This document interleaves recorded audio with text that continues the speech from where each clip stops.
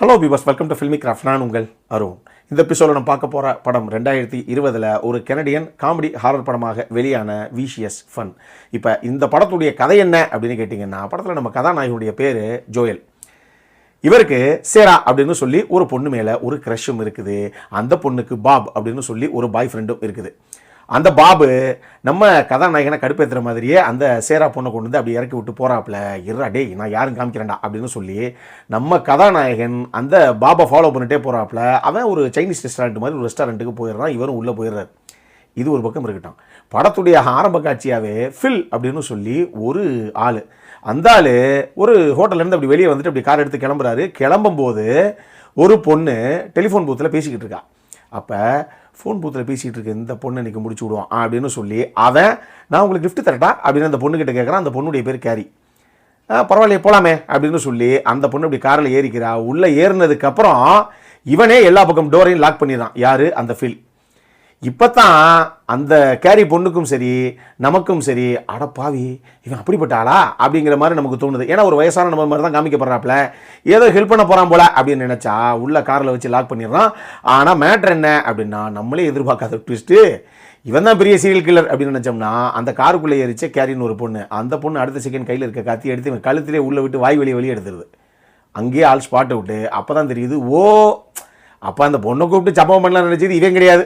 இவன் காரில் ஏறி இவனை சம்பவம் பண்ணலாம் அப்படின்னு நினச்ச சீரியல் கில்லர் அந்த பொண்ணு தான் போல அப்படின்னு. ஏன்னா அந்த பொண்ணு ஒரு சீரியல் கில்லர். இது எப்படி இருக்கு? இங்கே நேராக கட் பண்ணா தான் நான் சொன்னேனே ஹீரோவுடைய கதை, அந்த கதைக்கே போகுது இந்த படத்தில். இப்போ நம்ம கதாநாயகன் அந்த சைனீஸ் ரெஸ்டாரண்ட்டுக்குள்ளே போகிறார் இல்லையா, உள்ளே போனால் அவன் என்ன பண்ணுறான் இன்றைக்கி பார்ப்போம் அப்படின்னு நீ ஃபாலோ பண்ணுறதெல்லாம் இருக்கட்டும். ஆனால் ஒரு கட்டத்தில் நம்மளாலே நல்லா பயங்கரமாக சரக்கிறக்கெல்லாம் அடிச்சுட்டு செம மட்டையாகிடுறாப்புல. கண்ணு முடிச்சு பார்த்தா ஹோட்டலில் எவனையுமே காணோம். யாரெல்லாம் உட்காந்துருந்தாங்களே எவனும் அங்கே இல்லை. அதுக்கு பதிலாக ஒரு 4-5 பேர் உட்காந்துருக்காங்க. உட்காந்து ரொம்ப டீப்பாக டிஸ்கஸ் பண்ணிட்டு இருக்காங்க. என்னடா அவங்க டிஸ்கஸ் பண்ணுறாங்க அப்படின்னு பார்த்தா அப்போ தான் நம்ம கதாநாயகனுக்கு தெரியுது அந்த 5 பேருமே சீரியல் கில்லர். இது எப்படி இருக்குது? இப்படி ஒரு கதையே வித்தியாசமாக இருக்குல்ல. அப்போ நம்ம ஹீரோ நினைக்கிறாப்புல, ஏண்டா ஒரு கேங்கில் ஒருத்தன் சீரியல் கில்லராக இருக்கலாம், ஒரு கேங்கேவடா சீரியல் கில்லராக இருப்பீங்க, அப்படி எல்லாரும் இப்படி சீரியல் கில் பண்ணிங்கன்னா இன்னும் எவ்வளோ பேர் தான் மிச்சம் இருப்பாங்க, அப்புறம் என்ன டிஸ்கஸ் பண்ணுவாங்க அப்படிங்கிற மாதிரி அப்படியே பதறி நம்ம ஆள் இப்படி வர்றாப்புல அந்த ரூமுக்குள்ளே. டக்குன்னு அந்த 5 பேர்த்தில் ஒருத்தன், ஆமாம் நீ தானே ஃபில்லு, ஏன் இவ்வளோ லேட்டு அப்படிங்கிறேன். யார்? அந்த முதல்ல காரில் ஒரு பொண்ணை உள்ளே ஏற்றி ஹெல்ப் பண்ணுற மாதிரி பண்ணி அந்த பொண்ணை போட்டு தரலாம் நினச்சானே ஒரு சீரியல் கில்லரு. அவர் இந்த குரூப்பில் ஒரு ஆள். இவங்க எல்லாருமே இந்த மாதிரி ரெஸ்டாரண்ட்டில் நம்ம எப்படி பண்ணுறோம், எதுக்காக பண்ணுறோம், நம்ம எப்படி அனுபவிச்சு பண்ணுறோம் அப்படிங்கிற விஷயத்தெல்லாம் டிஸ்கஸ் பண்ணிப்பாங்க போல தெரியுது. அப்படி நீ தானே ஃபில்லு அப்படிங்கிறாங்க அவங்க. ஏன்னா இவங்க யாருமே ஃபில்லு இது வரைக்கும் பார்த்ததில்லை. நீ தானே ஃபில்லு அப்படின்னு கேட்டால் கதாநாயகனுக்கு என்ன சொல்கிறதுன்னு தெரியல. என்ன சொல்லுவீங்க நீங்களா இருந்தா? இப்போ இல்லைங்க ஐயா எனக்கு இது சம்மந்தம் இல்லைங்க, நான் சாதாரண ஆள் அப்படின்னா அங்கே உட்காந்துருக்கவெல்லாம் கில்லர் இல்லை, சீரியல் கில்லர். அப்புறம் அங்கேயே முடிச்சு விட்டு போயிடுவாங்க. ஒருத்தங்கையில் மாட்டினாலே முடிச்சு விட்டு போயிடுவாங்களே. 5 பேர் சுற்று போட்டால் என்ன ஆகும்? அதனால கதாநாயகனுக்கு என்ன இப்போ திருப்பி ரியாக்ட் பண்ணுறதுனே தெரியல. அவர் ஏயா நான் தான் அந்த ஃபில்லு, யூசி ஒரு கொலை பண்ணிட்டு வரது கொஞ்சம் லேட் ஆகிடுச்சு அப்படின்னு பில்டப் பண்ணிட்டு அங்கே உட்காந்துருக்காப்புல. இதுக்கப்புறம் அங்கே உள்ள அரங்கேறின அமுளி தும்ளி சம்பவங்கள் தான் இந்த படத்துடைய மொத்த கதையை. இந்த படத்தை பொறுத்தளவுக்கு இந்த படத்தை ஜேம்ஸ் வில்லனூவ் அப்படிங்கிற நபர் எழுதி இதை கோடி கேலகன் வந்து இயக்கியிருக்காப்புல. இந்த படத்தை பொறுத்தளவுக்கு முதல்ல கதை களமாகவே ரொம்ப வித்தியாசமாக எனக்கு பட்டுச்சு. கொஞ்சம் யோசிச்சு பாருங்களேன். நான் சொன்ன மாதிரி எங்கள் வழக்கமாக சார் ஒரு நல்ல சீரியல் கில்லர் சப்ஜெக்ட் ஒன்று பண்ணுறோம் சார் அப்படின்னு ஒரு டைரக்டர் ஆரம்பித்தாலே எங்கே ஆரம்பிப்பாங்கிறீங்க? ஊருக்குள்ளே அடுத்தடுத்து கொலை நடக்கும், அதுவும் ஒரே நேரத்தில் நடக்கும், அது ஒரு மழைக்கால இரவில் நடக்கும். அந்த கொலைகாரன் கொலை பண்ணி முடித்த உடனே கண்டிப்பாக ஒரு தடையத்தை அந்த இடத்துல வீணுக்குன்னே பர்பஸ்ஃபுல்லாக போலீஸ் கண்ணில் மாட்டணும். இதை வச்சு தான் அவங்க நம்மளை வந்து துரத்த ஆரம்பிக்கணும். ஆனால் அவங்க கண்ணில் மண்ணை தூவிட்டு அவங்களுக்கே விபூதி அடிச்சு போட்டு அடுத்த கொலையை பண்ணணும் அப்படின்னு அந்த சீரியல் கில்லர் எப்படி வந்து அடுத்தடுத்த கொலைகளை பண்ணுறாரு. சஸ்பென்ஷனில் இருக்கக்கூடிய நம்ம போலீஸ் ஆஃபீஸரான ஹீரோ வந்து களத்தில் இறங்கி எப்படி கடைசியாக இந்த கில்லரை வந்து கார்னர் பண்ணுறாரு.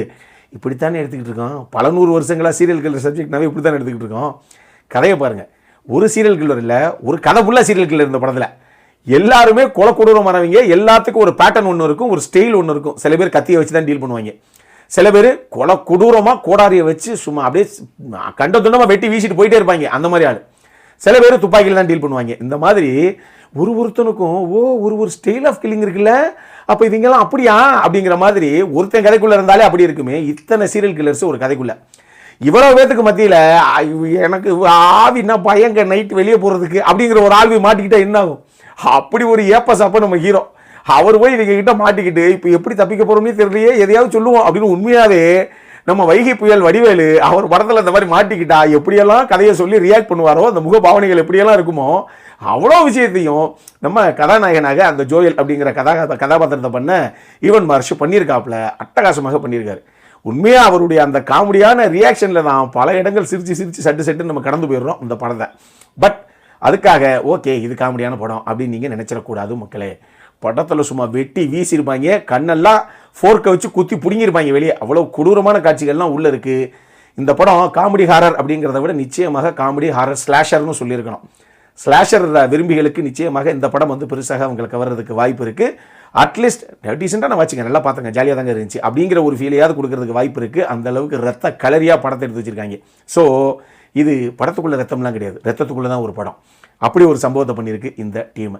படத்தில் நிறைய கதாபாத்திரங்கள் இருக்குது. பட் குறிப்பிட்ட கதாபாத்திரங்கள்னால் ஒன்று ஈவன் மார்ஷ் அவர் தான் வந்து அந்த ஜோயலுங்கிற ஹீரோவுடைய கதாபாத்திரத்தை பண்ணது. இன்னொன்று ஆம்பர் கோல்ஃபர்ப், அவங்க தான் அந்த கேரின்னு முதல்ல அந்த ஃபோன் பூத்துலேருந்து ஒருத்தரை காரில் உட்கார வச்சானே அந்த ஃபில்லுங்கிற சீரியல் கில்லரு, அந்த கேரக்டர் பண்ண லேடி. ரெண்டு பேரும் சூப்பராக பண்ணியிருந்தாங்க. ஈவன் அந்த சீரியல் கில்லர்ஸாக உள்ளே வர்றவங்களே ஒருத்தருக்கும் ஒரு ஸ்டைலு, சின்ன சின்ன பாடி லாங்குவேஜில் அந்த டிஃப்ரென்ஸு, அவங்கவுங்களுக்குன்னு ஒரு சின்ன சின்ன நுவான்சஸ்ன்னு சொல்லி அது ரொம்ப நல்லா நீட்டாகவே பண்ணியிருந்தாங்க. இந்த படம் பார்க்கறதுக்கு இதனுடைய கதைக்களம்ங்கிறது ஒரு பக்கம் இருக்கட்டும், பட் ஓவராலாகவே மேக்கிங் பார்க்கும்போது இந்த பி கிரேட் மூவி சொல்லுவோம் இல்லையா, அந்த மாதிரி ஒரு ஃபீலையும் ஒரு சில இடங்களில் நமக்கு கொடுக்கத்தான் செய்யுது. ஏன்னா ஒரு இடம் அதுக்குள்ளே நடக்கிற சம்பவம் அப்படிங்கிற மாதிரி தான் இவங்க கதைக்களத்தை செட் அவுட் பண்ணியிருக்காங்க. ஒரு சில இடங்கள் கொஞ்சம் தொய்வாக இருக்குதுங்க, கொஞ்சம் சுவாரஸ்யப்படுத்திருக்கலாங்க, நமக்கு லேக்காக தங்கப்படுது அப்படிங்கிற மாதிரி ஃபீலையும் இந்த படம் ஒரு சில காட்சிகளில் கொடுக்குது. இத்தனைக்கும் வெறும் 1 மணி நேரம் 41 நிமிஷம் தான் அந்த படம், சின்ன படம் தான். இருந்தும் அதுக்குள்ளே ஒரு சில காட்சிகள் வந்து கொஞ்சம் இன்னும் ஓவர்டு தான் பண்ணிட்டாங்க, கொஞ்சம் நல்லா சுவாரஸ்யமாக தான் எழுதி சேர்த்துருக்கலாங்க, இன்னும் சூப்பர்னே சொல்லியிருக்கலாங்க அந்த படத்தை அப்படிங்கிற மாதிரி ஒரு சில இடங்களில் ஒரு சில ஃபீலிங் நமக்கு வரத்தான் செய்யுது. இதை ஞாபகத்தில் வச்சுக்கோங்க. அடல் காரண்டை பொறுத்தளவுக்கு செக்ஷுவலாக எந்த ஒரு விஷயம் கிடையாது. ஒரு பொண்ணு வந்து அப்படி டவலோட ஒன்று வரும், அது ஒரு காட்சி தானே தவிர அதில் ஒன்றுமே இருக்காது. இன்றைக்கெல்லாம் தமிழ் படத்திலே பாதி படத்தில் அப்படி தான் இருக்குது, ஹீரோயின் அம்மா போகிற ட்ரெஸ்ஸஸ் எல்லாம் அப்படி தான் இருக்குது. அதனால் வந்து அது ஒரு விஷயமே கிடையாது. ஆனால் ரத்த கலரியாக கொடூரமாக வெட்டி வீசக்கூடிய அறுத்தெறியக்கூடிய காட்சிகள் இருக்குது. இதை மட்டும் மைண்டில் வச்சுக்கோங்க.